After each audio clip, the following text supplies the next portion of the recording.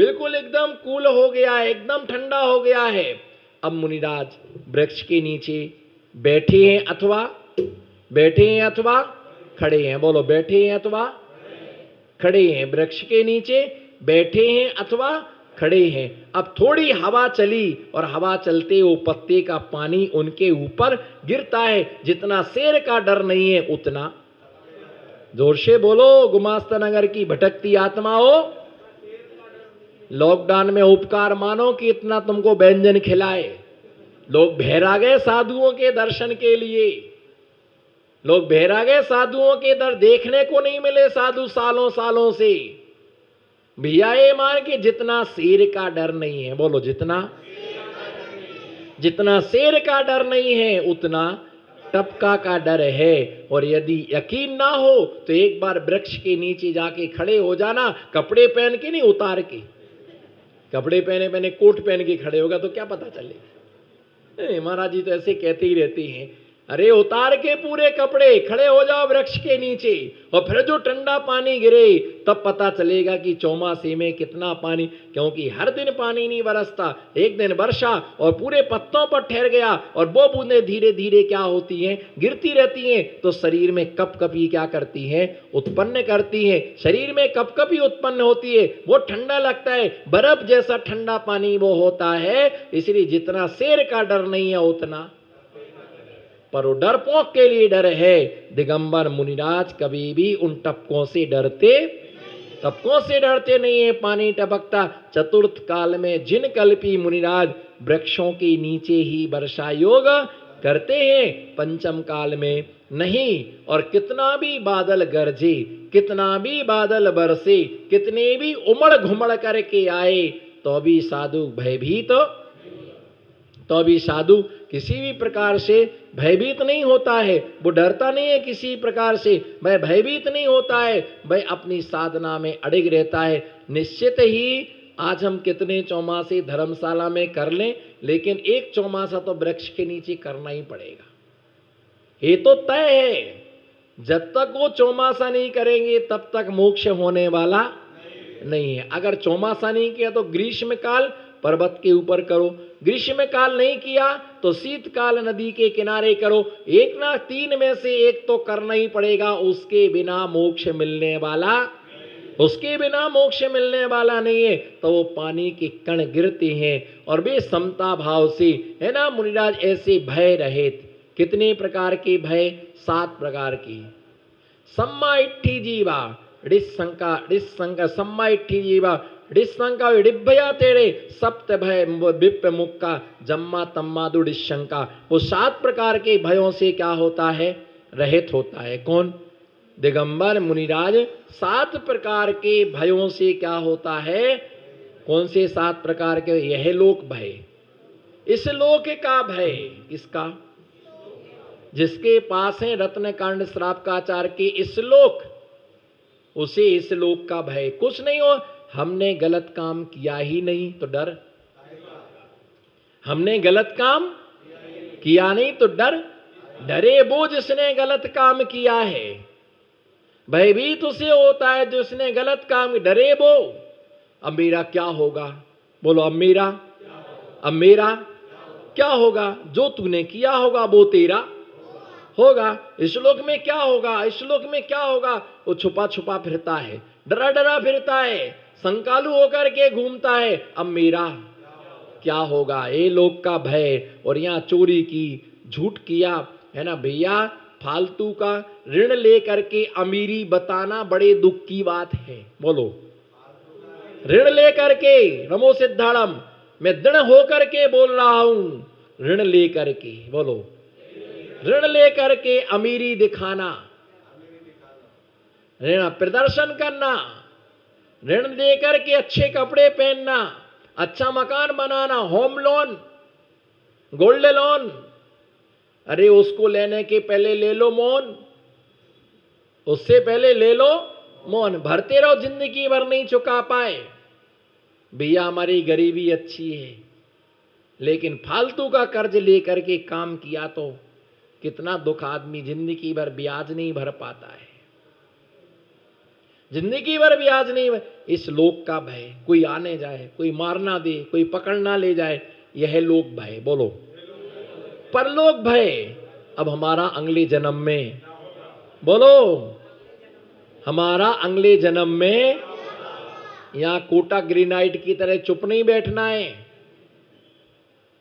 बोलो है ना, हमारा परलोक में वो तो वो ही होना है, वो ही होना है तुम्हारा। मुझे दिख रही तुम्हारी पर्याय,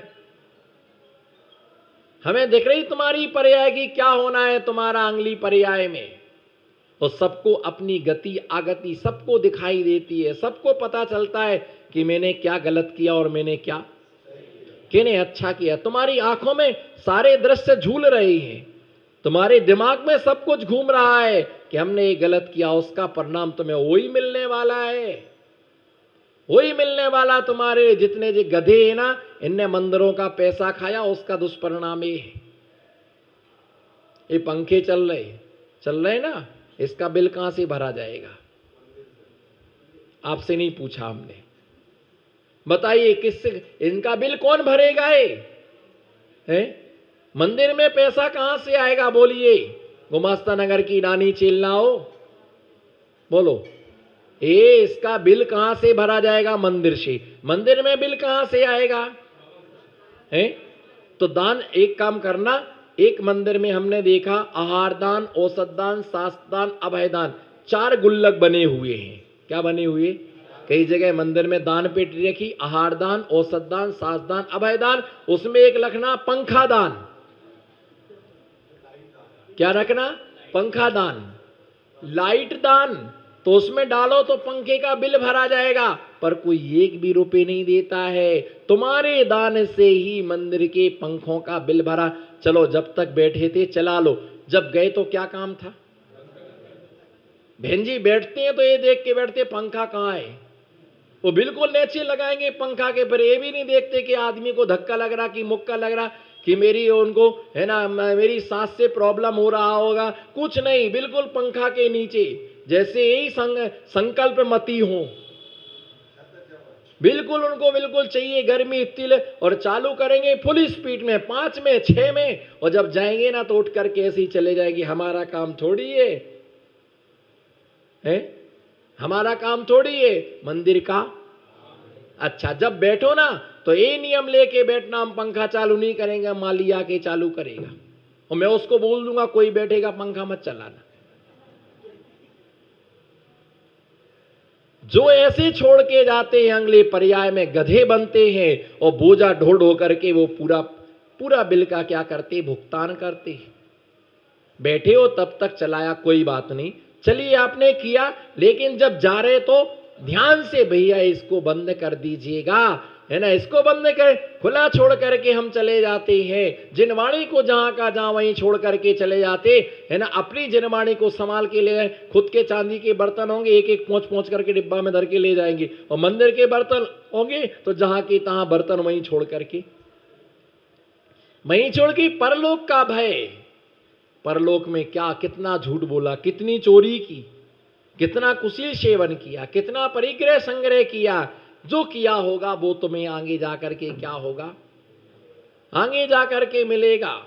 सेठ ने सामयिक काल में आर्तरोध्ययन किया, मर करके मेंढक बना। श्रीपाल ने मुनियों की पिछले भाव में निंदा की, कोड़ी हुआ। क्या हुआ? कोड़ी हुआ। हमने अगर अमित भैया को डांट दिया तो घर में जाके कहता है महाराज जी ने मुझे क्या कर दिया? डांट दिया। और उसके जो फादर है उनको क्रोध आ गया, क्यों अमित भैया, हमारा छोरा इतना 10 दिन से चौको कर रही हो, रोज भैया वृत्ति में जा रही हो, और महाराज जी ने हमारे छोरे को फटकार दियो। ऐसा महाराज नहीं देखा आज तक। लेकिन उस कर्म के कल्याण ने भूकंप ने उससे ये नहीं पूछा, इसने कहा ओ भूकंप समझी रही हो कि नहीं समझी रही हो? उसको खबर ही नहीं पड़ रही है। सेठी जी समझ रहे कि नहीं, थारे छोकर छोरे लिए महाराज ने डांटी दी हो, और ये मारो छोको तो चौका कर रही हो, वापस नहीं जा रही हो, और अतरी सेवा कर रहा हो, बोलो ना। तुम खाली नाम के अतुल हो। ऐसा कैसा आकर्षण है, मारे छोरों को डांट दियो। पर थाने अपने छोरे से थाने पूछना चाहिए कि महाराज ने क्यों डांटा। इसलिए डांटा तूने उल्टा कमंडल पकड़ा, तुमने उल्टा कमंडल पकड़ा। तुमको कमंडल पकड़ने नहीं, तुमको समझनी पड़ती है। वो नमोस्तु करने आए, पेट पकड़ के नमोस्तु महाराज जी। अब तेरी पूजा करूं कि तेरे को आशीर्वाद, पेट में नमोस्तु कर रहा है। उससे कहा कि तेल लगाना महाराज जी को, आधी सीसी कुलेड़ के पूरे लगा दिया। मोरे आजादी का परिचय दे रहे हैं। अरे तू तो आजादी का परिचय दे रहा, पर जो सीसी लाया बादाम की उसकी तो बर्बादी हो गई। तो डांटा क्यों? इसलिए तुमने ये नहीं पूछा महाराज को ऐसा नहीं करना, महाराज ने ऐसा चिल्ला दिया, ऐसे कोई महाराज होते क्या? हमने तो आज तक ऐसे। बिगड़ गया थारा परलोक, बिगड़ गया थारा परलोक। सत्य को सत्य जानो, सत्य को सत्य जानो। यदि कुछ कह भी दिया गुरु ने तुम्हारे लिए तो तुम्हारे हित के लिए कहा, तुम्हारे अहित के लिए। परलोक में क्या होगा हमारा? झूठ बोलोगे, गूंगे बनोगे। नमोकार मंत्र का अपमान किया ब्रह्मदत्त शुभम चक्रवर्ती ने, मर करके 7वें कहां गया? मर करके 7वें नरक में उसे जाना पड़ा। परलोक भय, अगुप्ती भय, मैं कैसे बचूंगा? छुप करके रहता। आरक्षा भय, मेरी रक्षा कौन करेगा? ए लोक भय, परलोक भय, अगुप्ती भय, आरक्षा, वेदना भय, मुझे कोई कष्ट ना हो जाए, है ना। मरण भय, है ना, मेरा मरण ना हो जाए। आकस्मिक भय, है ना। ये 7 प्रकार के भयों से मिथ्या दृष्टि भयभीत रहता है। कोरोना का डर, वो वेदना के भय में आएगा। डर लगता है भैया कोरोना ना हो जाए, कोरोना। अरे बिल्कुल चिंता मत करो। गुरु की छत्र छाया में रहने वालों को भगवान की दृष्टि जिन पर है, नमोकार मंत्र जिनके हृदय में है, उनका बाल भी बाका होने वाला, उसका कुछ भी नहीं हो सकता है। हमें तो आपको पहले दिन से ही कह रहा हूं, पहले दिन से मैंने अपनी पूरी ताकत रखी। मैंने पुरजोर से आपको कहा कि चिंता मत करना, कुछ भी नहीं होगा। मैं कभी नहीं डरा। लोग डरवाते, महाराज जी भैया व्रती मत कराओ, ऐसा हो जाएगा। महाराज जी थोड़े दूर से रहा करो। महाराज जी अब क्या है, आप मास्क नहीं लगाते, हाथ लगा लिया करो।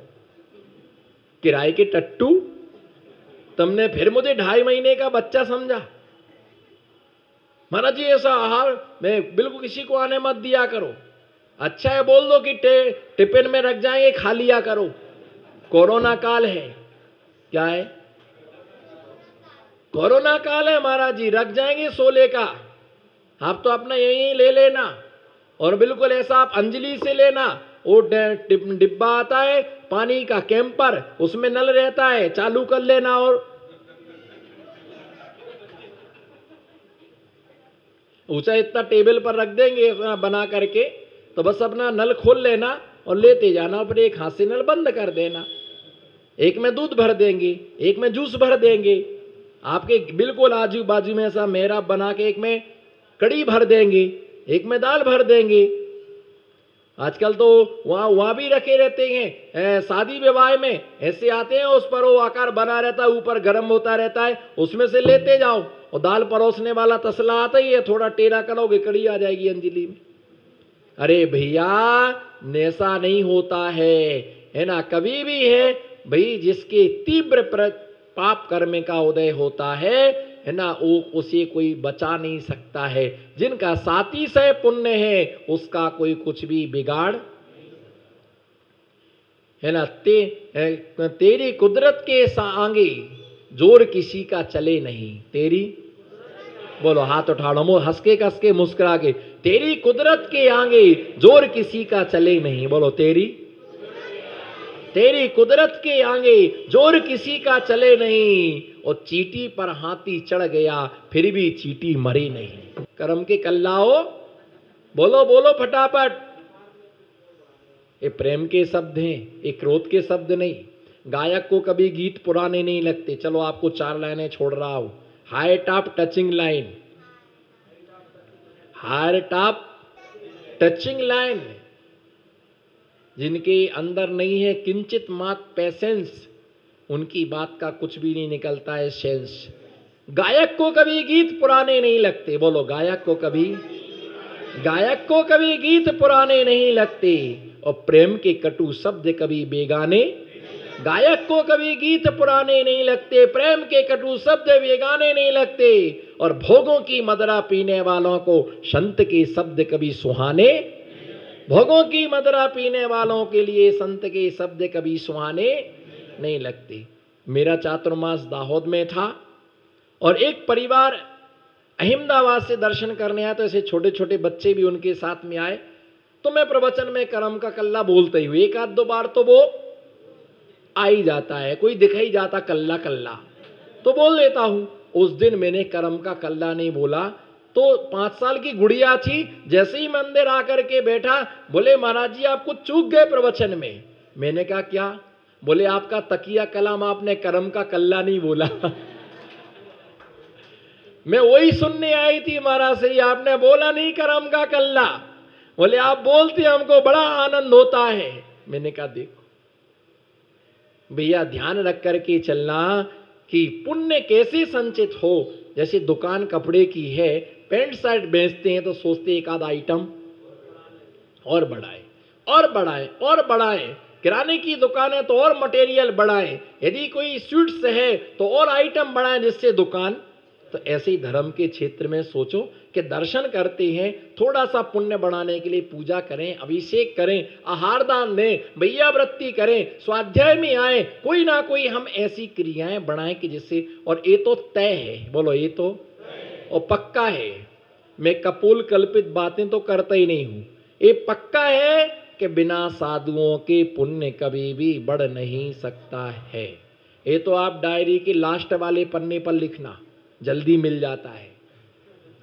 और पहला वाला पहले वाले के साथ कवर के साथ चिपकता है, वो मिलता ही नहीं है। मैं इसलिए स्पेशल है ना, मुख्य इंपोर्टेंट जो बात है वो लास्ट वाले पन्ने पर लिखती, पर खोल के देखना मत तो, क्यों डाकू बहुत है यहाँ। महाराज जी सामाय कर रहे तब तक डायरी खोल के देख लो। हाँ तुम देखना, पर गड़बड़ झाला ना हो जाए। उसमें मंत्र विधि भी लिखी है, उल्टी मत जप लेना। न फूल माला सिद्ध होना थी, नाग देवता के नाक में घुस गए। फिर मत कहना महाराज जी झाड़ दो, फिर हम फूंक देंगे आपको। हाँ सोच समझ के छूना, क्योंकि बाबा की डायरी है। किसकी डायरी है? बाबा की डायरी है। हाँ तो वैसे ही है ना, तो हमको लूट ले जाएंगे लोग। तो भैया ये ध्यान रख करके चलना, बिना साधुओं के पुण्य का कभी भी संचय नहीं होता है। और ये इतना धूप है, आज नहीं जाएंगे आहार देने, धूप बहुत है, गर्म बहुत है, तो आज पुण्य भी नहीं मिलेगा। अब पुण्य संचित करना चाहिए, जो पुण्य हमें महासुख के लिए प्रदान करे, हमें आनंद को प्रदान करे। इसी मंगल भावना के साथ आज की देशना से में विश्रांति लेता हूँ। ओम नमः। सबको क्षमा, सबसे क्षमा। चलो शांतिनाथ भगवान की